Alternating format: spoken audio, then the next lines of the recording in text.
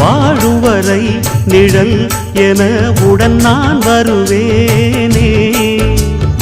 ஏழ் பிறப்பும் உயிர் துணை உனை நான் பிரியேனே.